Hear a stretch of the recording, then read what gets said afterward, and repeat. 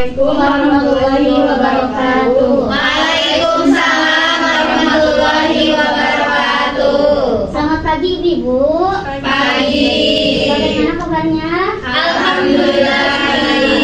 Perkenalkan, pagi hari ini kami akan melakukan penyuluhan kesehatan. Perkenalkan, nama saya Bidan Siti Nursadah. Saya Bidan Ayu. Saya Bidan Nurul.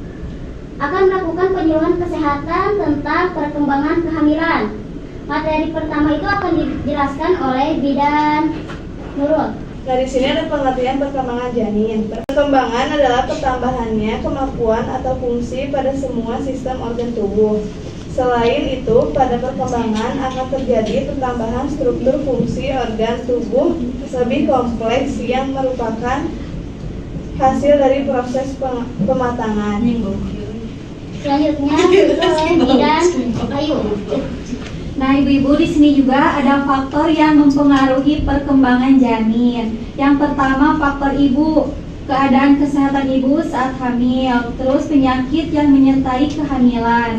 Lalu yang kedua ada juga faktor janin, adanya penyimpangan genetik seperti kelainan kongenital dan pertumbuhan yang abnormal, terus infeksi intrauterin. Selanjutnya di sini ada fungsi amnion. Yang pertama sebagai proteksi melindungi janin terhadap trauma dari luar. Ibu sebentar, amnion teh apa? Air ketuban. Oh ya, ketuban. Amnion teh. Yang kedua mobilisasi, kemungkinan ruang gerak bagi janin. Yang ketiga homeostatis, menjaga keseimbangan suhu dan lingkungan asam bahak. Selanjutnya yang keempat mekanik, menjaga keseimbangan tekanan dalam seluruh ruangan. Nah, di sini ada struktur tali pusat. Yang pertama, amnion atau cairan ketuban untuk menutupi funiculus umbilicalis. Yang kedua, ada 3 pembuluh darah, yaitu yang menghubungkan sirkulasi janin dengan plasenta. Yang ketiga, jelly wharton merupakan zat yang berkonsistensi lengket yang mengelilingi pembuluh darah pada funiculus umbilicalis. Nah, ibu-ibu, di sini juga ada fungsi tali pusat. Apakah ada yang tahu fungsi tali pusat itu untuk apa? Nggak tahu. Oh, ada fungsinya tali pusat. Ada, ibu. Nah, yang pertama yaitu sebagai saluran yang menghubungkan antara plasenta dan bagian tubuh janin sehingga janin mendapatkan oksigen. Lalu saluran pertukaran bahan-bahan kumuh seperti urea dan gas karbon dioksida yang akan meresap keluar melalui arteri umbilicalis. Selanjutnya di sini ada sirkulasi tali pusat. Di sini ada yang pertama fetus. Fetus yang sedang membesar di dalam uterus ibu mempunyai 2 keperluan yang sangat penting dan harus dipenuhi. Yang kedua, struktur yang bertanggung jawab untuk memenuhi keperluan fetus ialah plasenta. Yang ketiga, pada plasenta banyak terdapat unjuran seperti pilus tumbuh dari membran yang menyelimuti fetus dan menembus dinding uterus.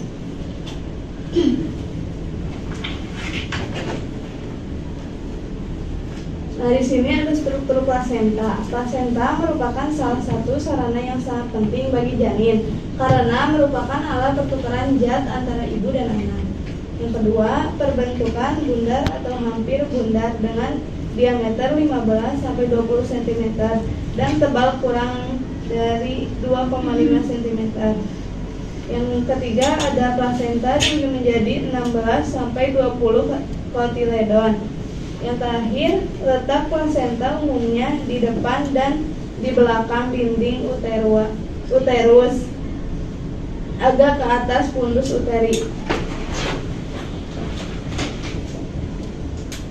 Nah, di sini juga ada fungsi plasenta. Yang pertama, nutrisi, memberikan bahan makanan pada janin. Yang kedua, ekskresi, yaitu mengalirkan keluar sisa metabolisme janin. Yang ketiga, ada respirasi, memberikan O2 atau oksigen dan mengeluarkan CO2 atau karbon dioksida janin. Selanjutnya di sini mengetahui umur kehamilan. Yang pertama, mempergunakan rumus Nagel. Yang kedua, gerakan pertama fetus. Yang ketiga, perkiraan tingginya fundus uteri. Dan yang keempat, penentuan umur hamil dengan USG. Lalu di sini ada struktur amnion. Rongga yang diliputi selaput janin disebut sebagai rongga amnion. Di dalam ruangan ini terdapat cairan amnion, liquor amni. Asal cairan amnion diperkirakan terutama disekresi oleh dinding selaput amnion. Sebelum kami undur diri, apakah ada pertanyaan Ibu? Tidak ya. Cukup dipahami? Cukup. Insyaallah. Terima kasih ya Ibu-ibu atas partisipasinya. Mungkin kami Bidan Sutun Saada, Bidan Nurul dan Bidan Ayu izin undur diri ya Bu ya. Semoga ibu-ibu sehat-sehat semua dan melahirkannya dengan selamat ya Bu ya. Amin ya rabbal alamin. Mungkin cukup sekian. Wassalamualaikum warahmatullahi wabarakatuh. Waalaikumsalam